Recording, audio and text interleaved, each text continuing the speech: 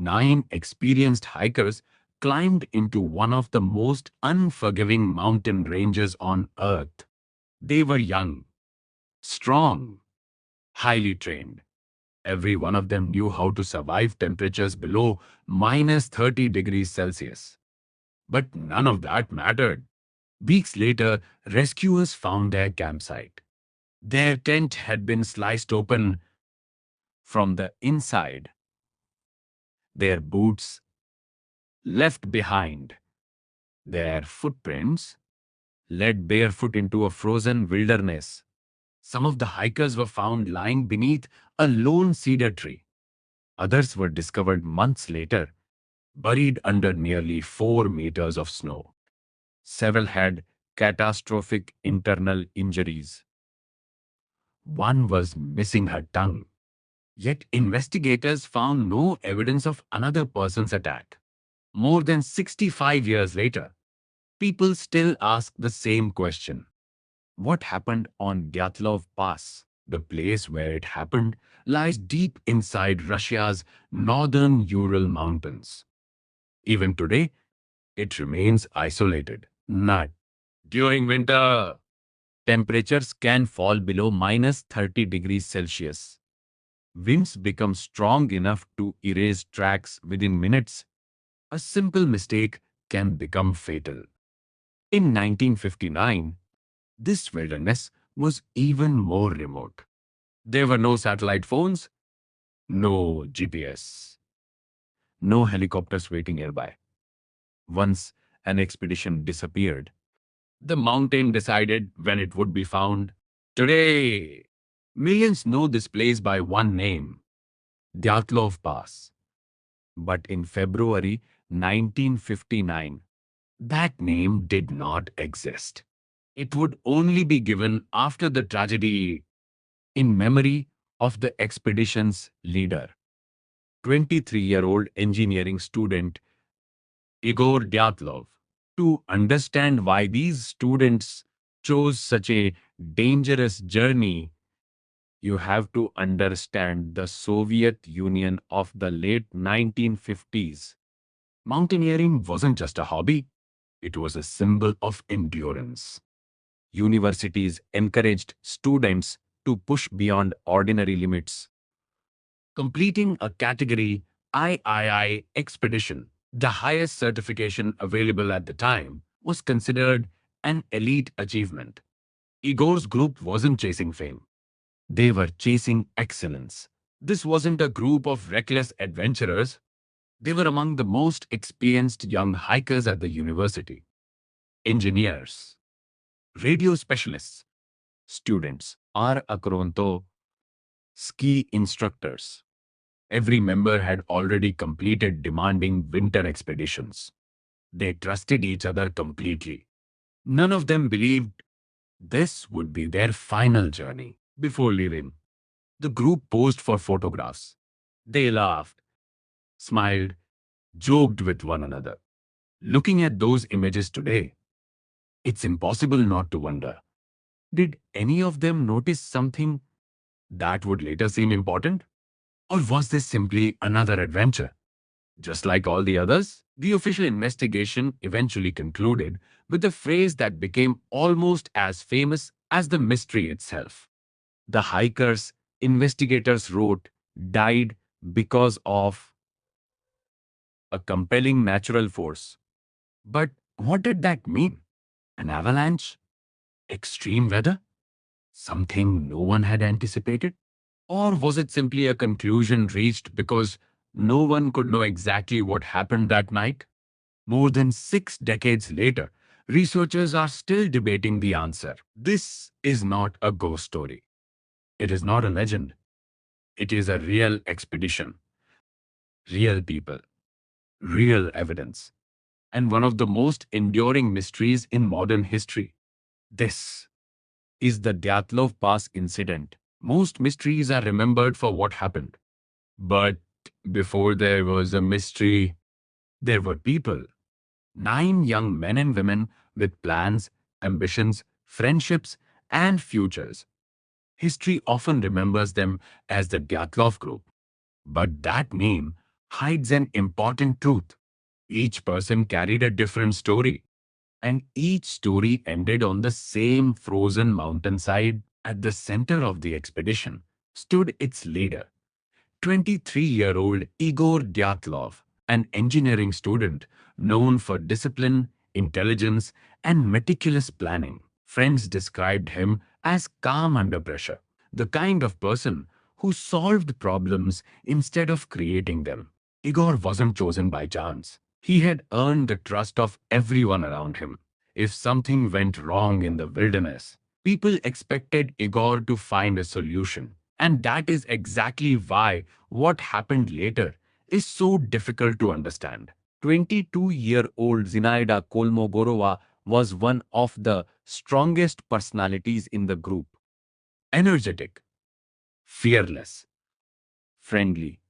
She had completed difficult expeditions before and was known for maintaining morale during long journeys. Her diary entries reveal someone who genuinely loved adventure, someone who embraced hardship rather than feared it. In another life, Zinaida might have spent decades exploring the world. Instead, she became part of one of its greatest mysteries. Yuri Doroshenko possessed a reputation for toughness. During an earlier expedition, he reportedly encountered a bear. Rather than panic, he stood his ground. Whether the story grew larger with retelling is impossible to know. But one thing was clear. Yuri was not easily intimidated. His friends considered him dependable, strong, determined. Yuri Krivonenko brought a different energy to the group. Friends remembered him as cheerful, creative, often the source of jokes and songs around the campfire. He studied engineering and had worked on significant Soviet industrial projects. He had already experienced difficult conditions before joining this expedition. Nothing in his past suggested he would not return. Rustem Slobodin was known for endurance. He enjoyed running long distances, difficult terrain. Physical discomfort rarely discouraged him. If survival came down to determination alone, Rustam would have been among the last people anyone expected to lose. Then there was Lyudmila Dubinina, strong-willed, intelligent, remarkably resilient. On a previous expedition, she suffered a serious injury. Many people would have stopped pursuing dangerous adventures afterward. Lyudmila didn't. She returned to the wilderness, determined as ever.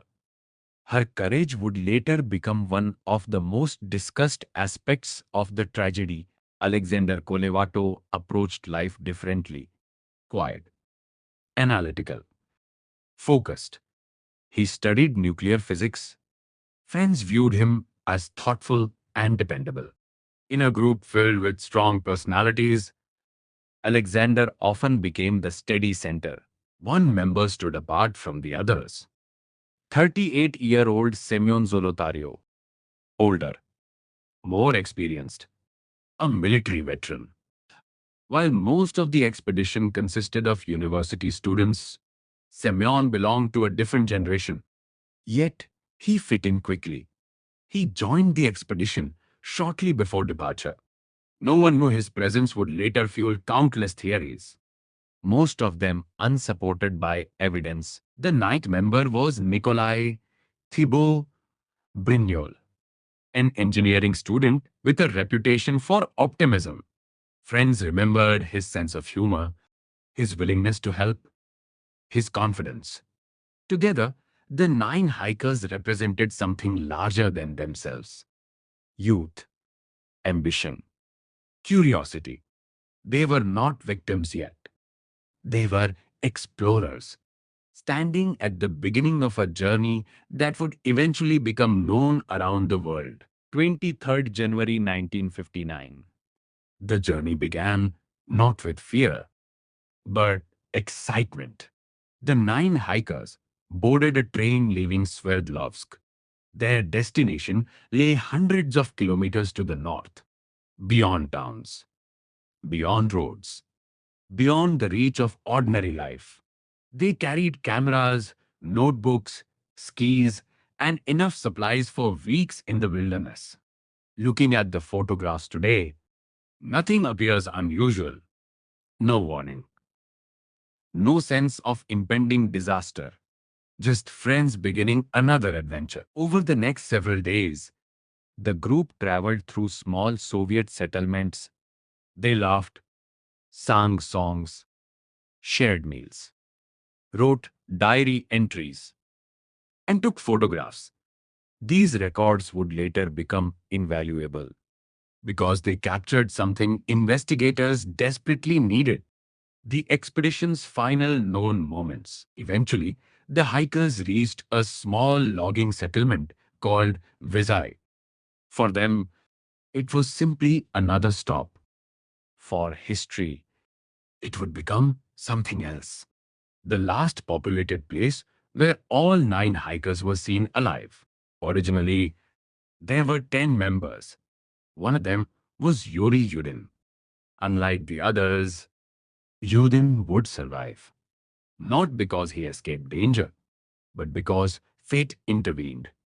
During the journey, he developed severe pain in his legs and back. Continuing became impossible. Reluctantly, he turned around. Watching his friends disappear into the distance, it would be the last time he ever saw them. Years later, Yuri Yudin would become one of the most important witnesses in the entire case. He remembered the final handshake, the final smiles, the final farewell. At the time, none of it seemed significant. Why would it? They fully expected to see each other again. After Yuri's departure, 9 hikers remained. The terrain became increasingly difficult. Temperatures dropped. Snow deepened. Progress slowed. But spirits remained high. Diary entries described jokes, friendly teasing, songs. Nothing suggested danger. One reason investigators know so much about the expedition is because the hikers documented nearly everything. They photographed camps, landscapes, each other, ordinary moments. In doing so, they unknowingly created a visual timeline, a timeline that would later help reconstruct their final days. By the end of January, the hikers approached the mountains. Ahead lay a region known by the local Mansi people, a land of forests, rivers, windswept ridges, and brutal winter storms. Their destination was Mount Otortin, a challenging but achievable objective for hikers of their experience. On 31st January, conditions began to worsen. Wind intensified. Visibility decreased. Snow drifted across the landscape. The mountains were becoming less welcoming. But weather alone was not unusual. Experienced hikers expected hardship. They had trained for it. Before continuing toward Otter 10, the group made an important decision. They established a supply cache, a hidden storage point containing food and equipment. The plan was simple: reach the mountain, complete the route, return to retrieve the supplies later. It was a common practice among experienced hikers, and another sign that the expedition was proceeding normally. Then came 1st February 1959, the final day for which investigators could reconstruct events with reasonable confidence. The hikers left the cache behind, turned toward the mountains, and began moving across open terrain. Sometime that afternoon, something caused them to drift off their planned route. Whether it was poor visibility, wind, navigation difficulties, or a combination of factors, remains uncertain. But by evening, they found themselves on the slope of a mountain called Kholat Syakhl. Kholat Syakhl. In the Mansi language, the name is often translated as Dead Mountain. Contrary to popular myths, the name likely refers to the lack of game animals in the area. Not a curse, not a legend, just a harsh environment where little could survive. As darkness approached, there la, there, the hikers made a decision. Instead of descending into shelter of the forest, they would camp on the exposed mountainside. It would be the final decision they ever recorded. As evening approached on 1st February 1959, one of the hikers raised a camera. The resulting image is among the most haunting photographs in modern history. It shows members of the expedition working in difficult weather, snow blowing across the mountainside, visibility fading, a routine moment. Yet, it may be the last photograph taken before everything changed. Within hours, every person visible in that image would be dead. One question has puzzled investigators for decades. Why camp on an exposed slope? Nearby forests offered shelter from the wind. Lower elevations provided protection. Yet the group stopped here. One possible explanation is practical. Descending would mean losing altitude they would need to regain the next morning. Another possibility is deteriorating visibility. They may have believed continuing would be more dangerous. Whatever the reason, the decision appears intentional, not accidental. The hikers began constructing their camp. Snow had to be leveled, the tent secured, equipment organized, boots removed, clothing dried, dinner prepared. To them, it was likely an ordinary evening. One more night before reaching their objective. When rescuers later examined the campsite, they discovered something important. Much of the hikers' equipment remained inside: boots, outer clothing, food, personal belongings. This detail would become central to the mystery because it suggested the group left unexpectedly. Outside, darkness consumed the mountain. Temperatures plunged. Wind swept across the exposed slope. Snow drifted around the tent. The hikers settled in for the night. And then the historical record ends. Everything that follows must be reconstructed from evidence left behind. Sometime during the night, something happened. Something serious enough to cause 9 experienced hikers to abandon the safety of their tent. What that event was remains the central question of the entire case. The evidence does not tell us directly. It only reveals the aftermath. When investigators reached the campsite weeks later, they found the tent damaged. Several cuts had been made in the fabric. Forensic examination concluded that at least some of those cuts were made from the inside. This finding immediately transformed the case because it suggested the hiker created an emergency exit after leaving the tent. The hikers moved downhill, not randomly, not in every direction, but generally toward the forest below. This is one of the most important clues in the case because it suggests they were still capable of organized movement. The footprints revealed something unusual. Some appeared to have been made by people wearing socks, others by individuals with only one boot. Some may have been barefoot. Yet investigators reported no signs of a chaotic stampede. The track suggested a relatively controlled descent. Nearly 1.5 kilometers away, the mountain gave way to forest. There, the hikers may have hoped to find shelter, protection from the wind, firewood, a chance to survive the night. If so, their plan was logical. But reaching the forest was only the beginning. Over the decades, the hundreds of explanations have been proposed. Avalanches, military testing, infrasound, secret weapons, even supernatural forces. But before examining theories, investigators must answer a more basic question. What exactly happened after the hikers reached the forest? For nearly 3 weeks, no one knew anything was wrong. The mountain remained silent. The hikers did not return. No messages arrived. No rescue request was received. Then, concern began to spread. Families asked questions. University officials grew worried. And one of the largest searches in Soviet history was about to begin.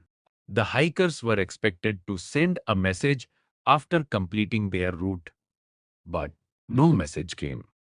At first, nobody panicked. Delays were common during winter expeditions. Ajit, the weather could slow progress, routes could change. Experienced hikers sometimes returned later than expected. Still, as the days passed, concern began to grow. Parents, friends, university officials all began asking the same question. Where were they?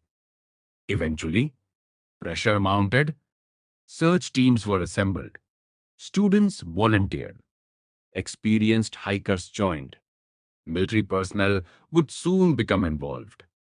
What began as concern was turning into a rescue mission. Helicopters began scanning the mountains.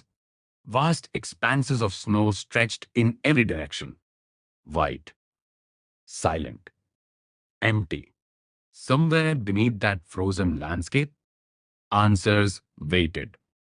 The challenge was finding them before winter erased the evidence forever. Then, on 26th February 1959, searchers spotted something, a shape on the mountainside, partially buried beneath snow. It was the tent. As investigators approached, the scene became stranger. The tent was damaged, partially collapsed, covered in snow. Yet, much of the hikers' equipment remained inside: clothing, food, boots, personal belongings. It appeared the group had left in a hurry and never returned. Searchers quickly noticed the cuts, slashes running through the tent wall. Investigators later concluded that at least some had been made from the inside. The implication was chilling. Whatever happened, the hikers did not leave through the normal entrance. Then came another clue: footprints, leading away from the tent, down the slope, toward the forest. Some appeared to be made by people wearing socks, others with partial footwear. None suggested a frantic stampede. Instead, the tracks indicated a surprisingly orderly retreat. Searchers followed the tracks, across open snow, through freezing wind, toward a stand of pine trees nearly 1.5 kilometers away. The farther they traveled, the more obvious it became. Something had happened here, something serious.